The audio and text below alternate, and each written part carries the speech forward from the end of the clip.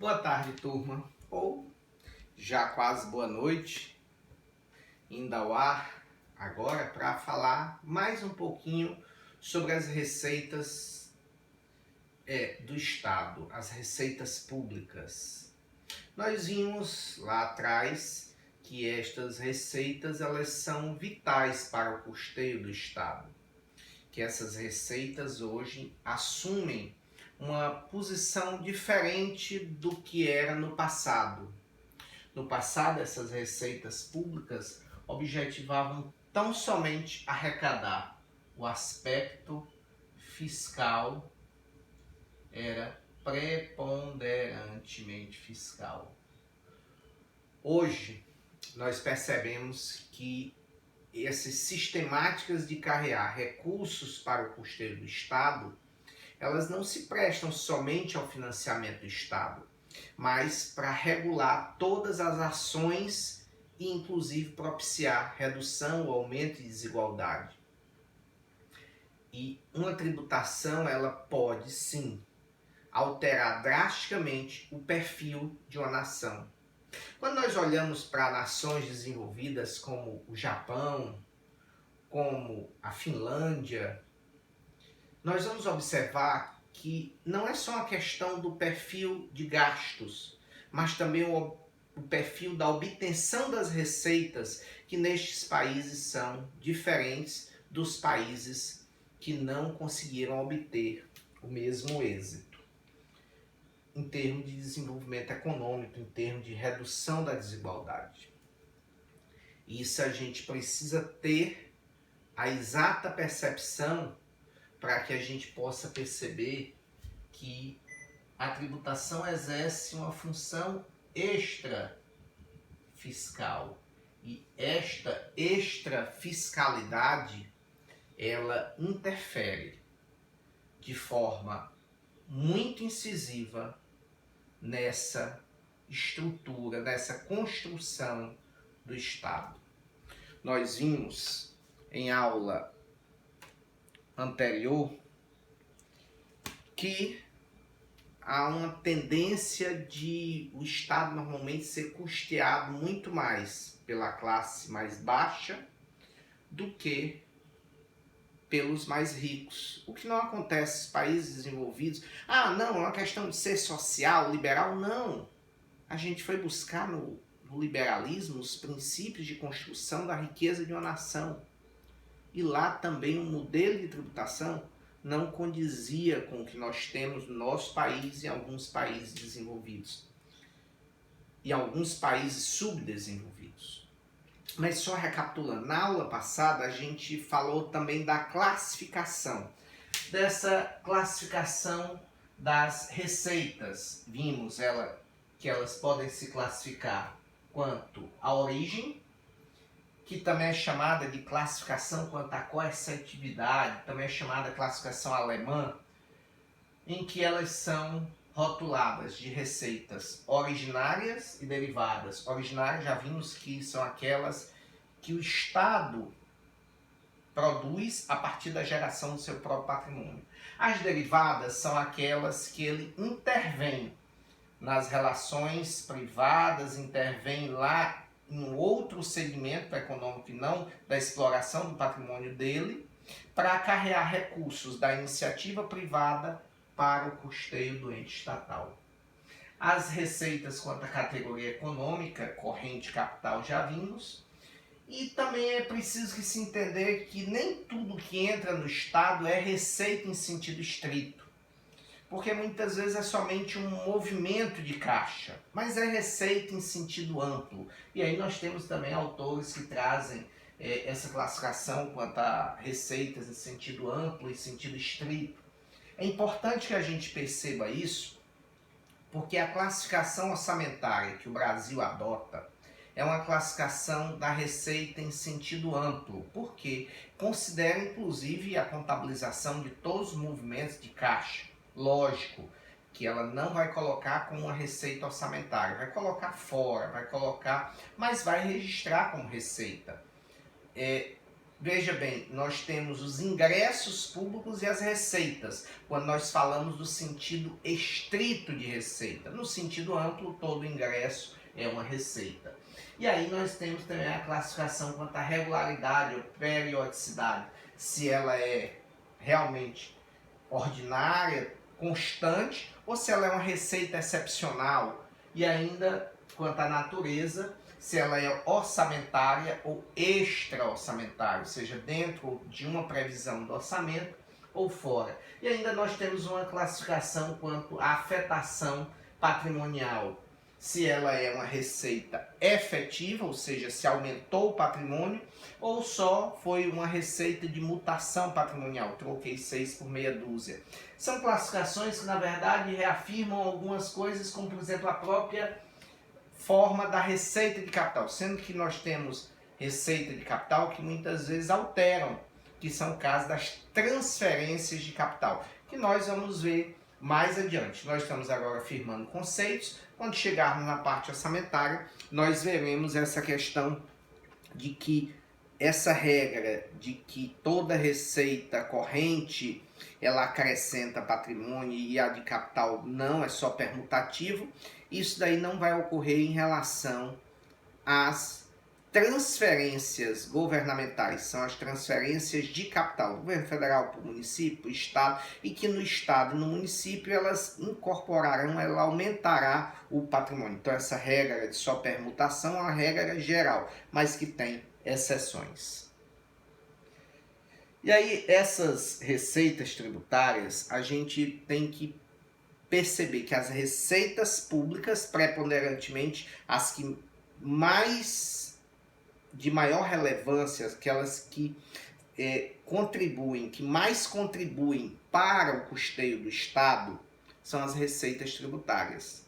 E aí muito se discute no Brasil que nós temos uma carga tributária muito elevada. Será que a nossa carga tributária realmente é muito elevada? Bom, os dados da OCDE não dizem isso, dizem que a carga tributária média deve ficar em torno de 32%, 34%.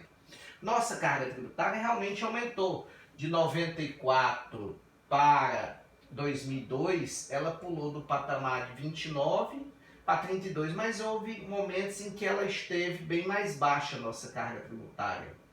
Novamente ela voltou a subir, chegando em 2008 a uma carga tributária em relação ao PIB de 35, e depois ela novamente caiu, inclusive em 2017, estando em 32. Então, aí alguém diz, poxa, mas se a carga tributária é 32, por que é que você tem a impressão de que paga muito mais que 32% de carga tributária? Por que é que o pobre percebe a carga tributária com tanto peso? Porque a grande questão é que este pobre está realmente pagando uma carga tributária muito acima do que a média diz. Mas por que ele paga acima? A média entre aqueles que pagam menos e os que pagam mais. Ora, se a média dele vai estar mais alta, alguém está pagando um valor mais baixo, um percentual mais baixo. E aí os estudos conduzem e mostram isso.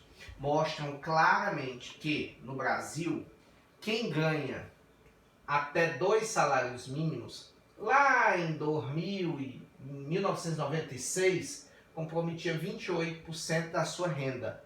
Em 2004, 48%, ou seja, a carga tributária de quem ganha até 2 salários mínimos, o comprometimento da sua renda familiar, era quase metade. Enquanto que aquele que ganha, conforme vai aumentando a renda, vai diminuindo o comprometimento da sua renda com o pagamento de tributos. O que demonstra uma grande regressividade, ou seja, no Brasil, nós literalmente estamos retirando os recursos da classe média, da classe mais baixa, para custeio do Estado. E o Estado muitas vezes investe em infraestrutura, investe em incentivos que tornam muitas vezes os ricos mais ricos. E aí é a grande discussão. Será que é justo o nosso sistema tributário? Será que é sustentável, que é viável um sistema tributário desse? Ou será que na hora que as pessoas perceberem que quem paga mais não é o mais rico, elas não vão questionar e se rebelar? Com certeza. Mas por que elas não percebem?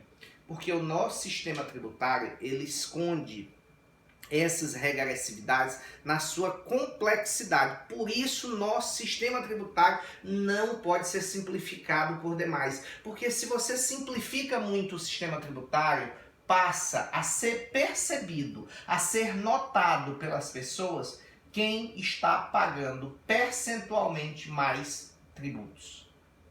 E aí nós assistimos reformas tributárias por cima de reformas tributárias que, ao final, só repintiam, recolocam outros nomes, mas não se retira a estrutura do peso da carga tributária da sociedade mediana para realmente colocar sobre as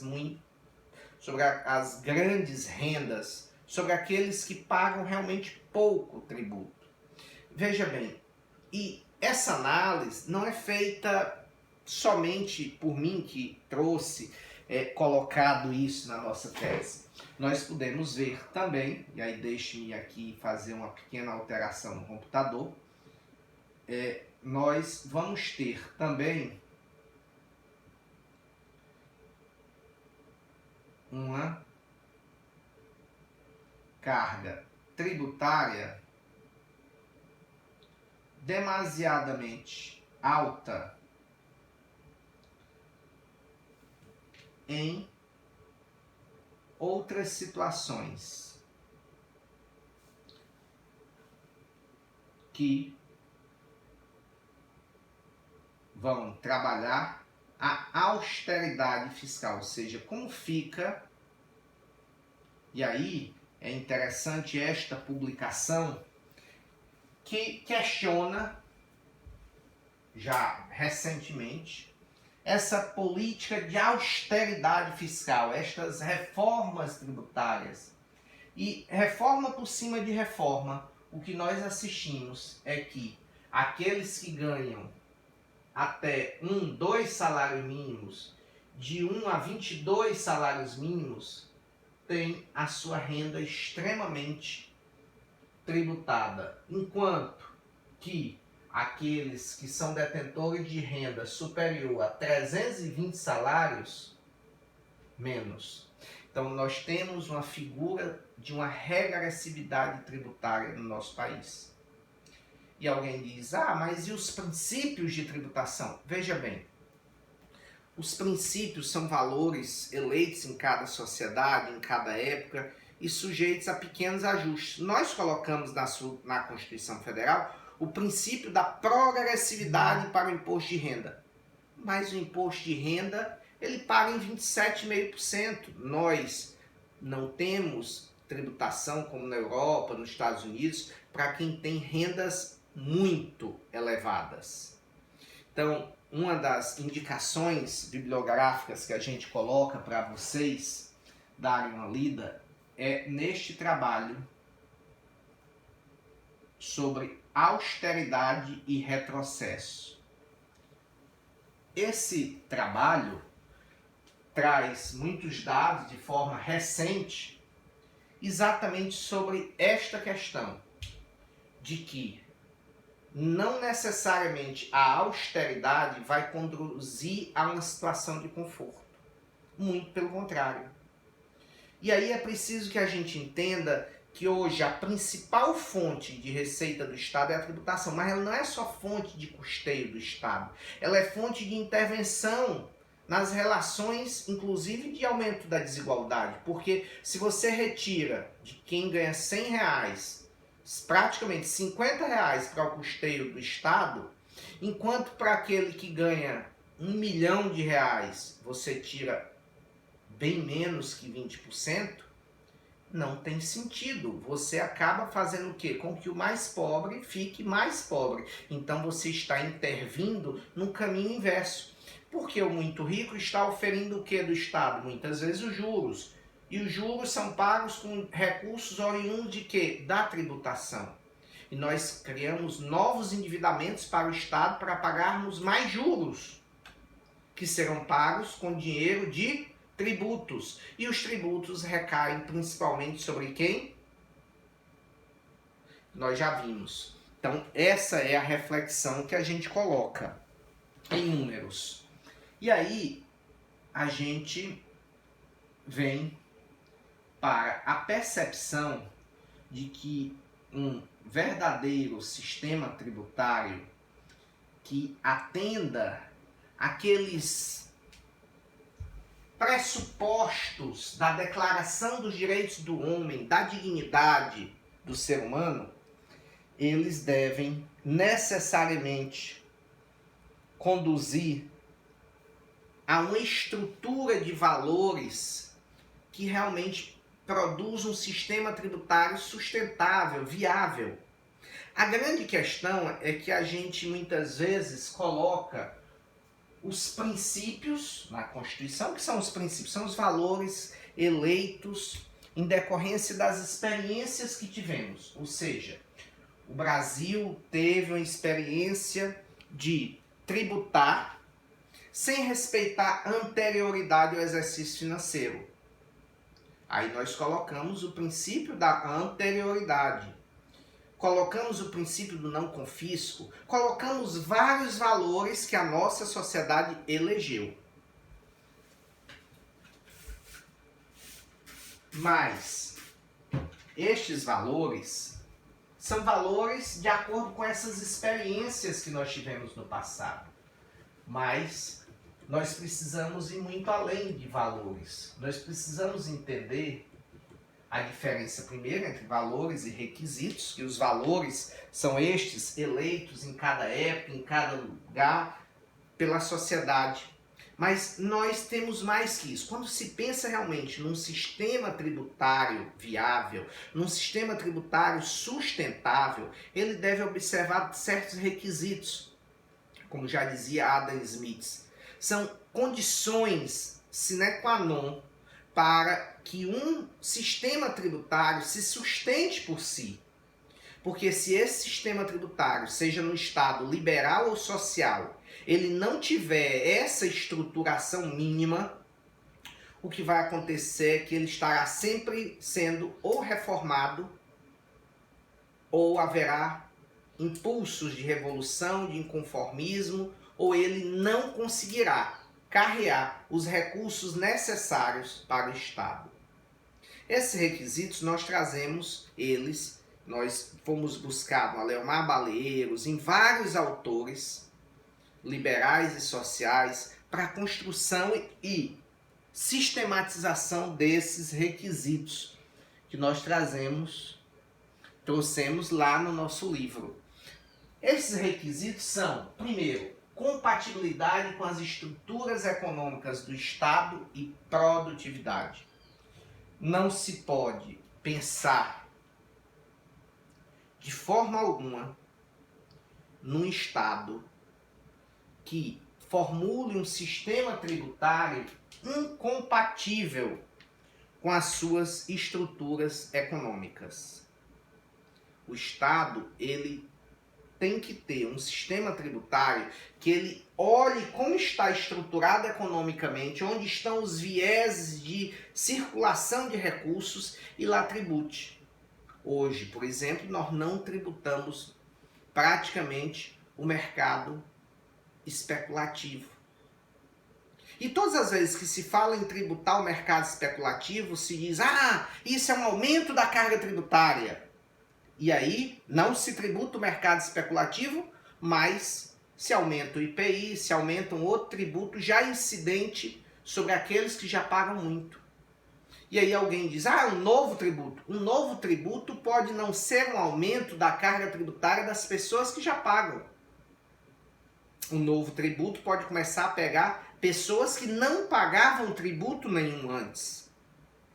O que se tem que se fazer não é reformar o sistema tributário botando novos nomes nos tributos existentes, mas verdadeiramente desonerando, reduzindo quem paga hoje o tributo e transferindo esta oneração para quem paga menos ou não paga.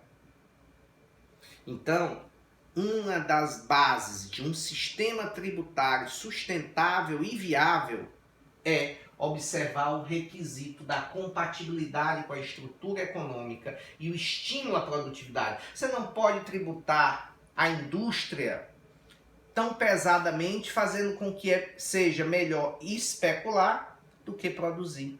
Então, o Estado, nesse carreamento de recursos, ele tem que ter um sistema tributário que também seja eficiente e econômico quanto aos métodos de arrecadação, que custe pouco para o Estado arrecadar e o método permita com que também o empresário gaste pouco com essas obrigações acessórias.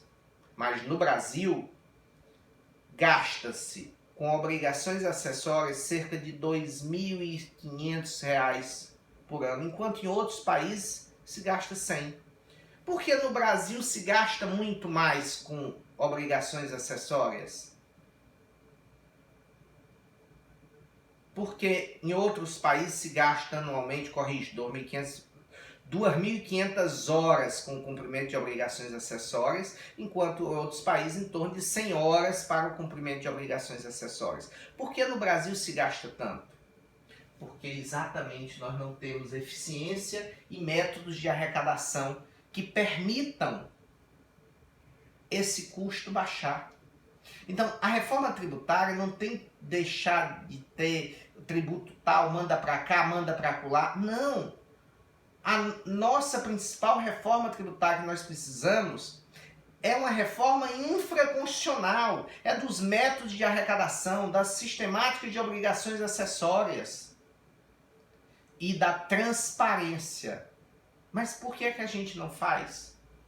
Bom, a outra coisa é a conveniência quanto ao método e o momento da arrecadação. Você tem que arrecadar depois que o empresário auferiu a receita. Mas o Brasil criou um modelo que vai contra esse princípio do momento, este requisito, que não é um valor, é um requisito, é uma condição. Adam Smith disse, olha, se você tem que avaliar o momento da arrecadação. E o Brasil avaliou o momento da arrecadação somente para efeito de arrecadação e não para efeito de desenvolvimento. Através da substituição tributária, o que faz o Brasil? Coloca o pagamento do tributo antecipado e pelo valor que ele vai ser vendido lá no final. E não sabendo nem se vai vender ao final, o empresário terá que antecipar o pagamento do tributo. Ora, se o empresário ia precisar de 10 de capital de giro, vai precisar de 20. Ou seja, você desestimula a atividade empresarial porque a tributação aumentou o custo do start, do início da atividade empresarial, beneficiando só o grande, porque ele já está arrecadando, já está vendendo no final e está pagando, então ele tem um movimento que paga. Mas para quem está começando o start, o custo é mais alto, porque o momento da arrecadação não propicia desenvolvimento. Então, um requisito de um sistema tributário sustentável e viável é que ele observe o momento da arrecadação e não só o método, mas o método e o momento, a conveniência do método. Além disso, um sistema tributário tem que ter estabilidade e certeza nas políticas tributárias, até para que as pessoas tenham coragem de investir sem o medo de que amanhã não mudará. E é um dos grandes problemas do nosso país. Nós não conseguimos ter estabilidade para quase nada. Nós assistimos governos que chegam e mudam todos os critérios. Nós precisamos de políticas de Estado e não políticas de governo. E aí, essa incerteza, essa insegurança é outro fator que atrapalha qualquer desenvolvimento. Um sistema tributário deve observar o requisito, portanto, da estabilidade e da certeza nas políticas de tributação. Outro aspecto, requisito, condição sine qua non para um sistema adequado, um sistema que se pretende estável, é a elasticidade e adequabilidade ao surgimento de novas tecnologias, sem o comprometimento da estabilidade da certeza. Ou seja, se surgir uma nova tecnologia, é óbvio que, observando a estrutura econômica, aquilo ali é um viés econômico que tem que também contribuir com o custeio do Estado. Porque se ele não contribui e ele está circulando e movimentando e criando obrigações do Estado, muitas vezes para com aquela atividade, e ele não contribui, irá transferir essa obrigação de contribuição para quem já paga no sistema tradicional. E esse é um dos maiores problemas. Os sistemas tributários do mundo estão pensados em cima das estruturas econômicas do século passado. E aí a gente precisa reavaliar, porque as estruturas econômicas desse século mudaram. E assim também precisa ser adequado o sistema tributário novo. Mas não uma reforma tributária que vai desonerar um pouquinho a indústria e onerar o profissional liberal. Porque ela vai continuar sendo uma reforma tributária que recairá sobre a classe média. Nós não precisamos de uma reforma tributária para repaginar. Nós precisamos de uma reforma tributária que realmente reestruture os pesos das cargas tributárias pelos segmentos econômicos e pelas classes sociais. E é isso que nós não estamos fazendo. Bom, a elasticidade nós temos aí, por exemplo, no IPI. É bacana o IPI, porque o IPI, se você está exportando muito, se você importa pouco, se você quer estimular, você regula o IPI. Mas o IPI era somente para ser regulatório, não era para ser fonte de arrecadação. O IPI, nenhuma indústria deveria pagar IPI. Só quem deveria pagar IPI seria aquelas indústrias que o governo tivesse interesse em regular, seja pelo aspecto ambiental, seja pelo aspecto do consumo e da saúde. Então, o IPI deveria incidir somente sobre veículos, porque joga o meio ambiente, veículos elétricos não, deveria ser menor, sobre cigarro, bebidas, armas, sobre isso que deveria incidir a tributação do IPI. E ela tem a elasticidade de ser zerada ou aumentada de acordo com algumas pautas de importação. O produto importado poderia estar sujeito ao IPI, mas o restante, aquele que produz a cadeira, a lâmpada, o livro, IPI zero. Mas não só IPI zero, porque se você zera o IPI, as obrigações acessórias continuam existindo e elas têm um custo para a empresa e um custo para o Estado. Então você tem que deixar de ter as indústrias como contribuintes de IPI, ficando somente aquelas indústrias de exceção, as indústrias que o Estado precisa regular de alguma forma para que os preços não sejam vis, muito baixos, como o cigarro, e estimule o consumo e com isso você comprometa a saúde dos brasileiros, ou de armas e outros. Então, a ideia é nesta linha. Outro requisito é o estímulo ao desenvolvimento sustentável do país, considerando inclusive as diretivas de preservação do meio ambiente. Ou seja, você tem que estruturar uma tributação em que aquilo que agride ao meio ambiente tem uma carga tributária mais elevada. A carga tributária não tem que estar sobre as pessoas, mas pelo comportamento de pessoas e empresas. Isso é que muda um país. Isso é que muda e nos colocará diante de uma tributação sustentável para gerações futuras. E nós temos um momento ímpar, que é da reforma tributária. Estes são os requisitos que precisam ser observados para uma reforma tributária. E não apenas uma renominação de um tributo que já era e você reencaixa de outra forma e no final, no frigir dos ovos, quem está pagando é o trabalhador, independente do comportamento dele. Bom, além disso, um sistema tributário objetiva carregar recursos da iniciativa privada para o Estado, se eu não vejo transparência na aplicação desse recurso, nem na forma como ele é arrecadado, muitas vezes eu não quero pagar e estimula a sonegação. Mas não só isso. Quem é que acorda de manhã pensando quais são os impostos que eu tenho que pagar hoje? Ninguém. Ninguém acorda pensando quais são os impostos que tem que pagar. Você acorda pensando no imposto que tem que pagar? Hein? Não. Você acorda pensando no imposto que não tem que pagar. E aí, se o sistema é complexo, você não faz nem questão de lembrar que tem aquele tributo para pagar. Um tributo, para ser pago com prazer, é preciso que se tenha transparência de quem está realmente pagando o tributo. Quantas pessoas e quais pessoas estão pagando o tributo? O que o nosso sistema não permite. O nosso sistema, ele é extremamente complexo. E ninguém quer retirar essa complexidade, por quê? Porque se você coloca o sistema simples e transparente, aquele que é trabalhador, que passa o dia suando a camisa para botar 2 salários mínimos, 1 salário mínimo no bolso, e ele perceber que aqueles que estão legislando, votado por ele, estão legislando contra ele, criando obrigações para ele, retirando obrigações do que é mais alto.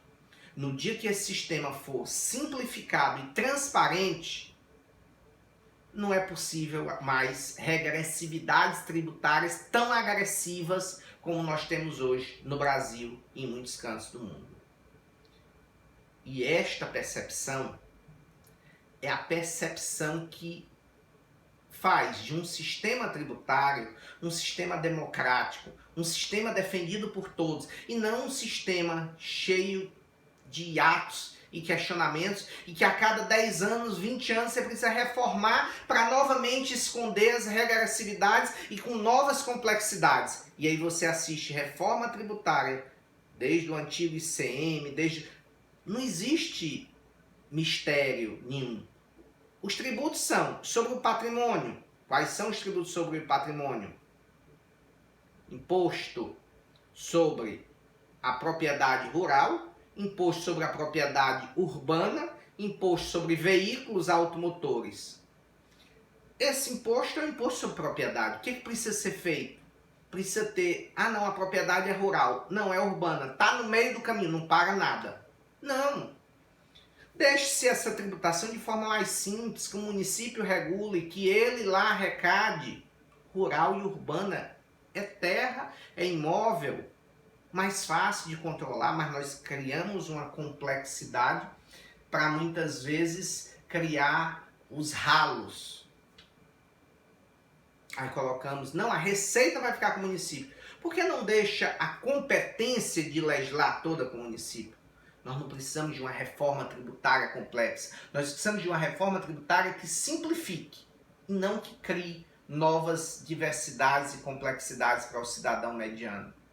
Uma tributação simples seria a contribuição sobre a movimentação financeira. Dinheiro não caminha se não for para ganhar dinheiro. CPMF. CPMF vai incidir sobre o trabalhador que ganha um salário mínimo. Sim, vamos reduzir o IPI 5%. 3, 4, 10%, tira o IPI das coisas que o trabalhador consome e volta e vem com a CPMF. Um trabalhador vai pagar de R$1.000, R$3 se for uma alíquota de 0,3. Agora, o especulador que tira de manhã, bota de tarde, volta de novo de manhã, volta de tarde, e que às vezes movimenta o dinheiro 100 vezes, esse vai pagar, esse tem que pagar, porque ele está num jogo, numa jogatina, num cassino, no grande cassino especulativo que nada produz e que muita riqueza gera sem pagar quase nenhum tributo. Essa é a reforma tributária que a gente precisa, uma reforma de verdade e não uma remaquiagem do sistema existente. Nós temos que trazer realmente simplicidade e transparência, inclusive e principalmente para as obrigações tributárias acessórias. Sim, para as obrigações tributárias acessórias. Ainda, ou igualdade e principalmente eliminação de regressividade tributárias e não confisco. O que nós temos no nosso país e no mundo hoje é uma tendência muito grande à regressividade tributária. A grande renda, o grande patrimônio paga percentualmente menos. Quem está bancando o Estado é literalmente a classe média e a grande sociedade. As grandes e milhares de fortunas se amontoam cada vez mais com a tributação muito pequena. O mercado especulativo, onde mais circula hoje, você tem que olhar estrutura econômica, onde está o dinheiro, onde o dinheiro circula hoje aonde? Muito? Na especulação. Tribute-se a movimentação desse dinheiro. Dinheiro, mas eu só transferi o dinheiro. Transferiu para quê?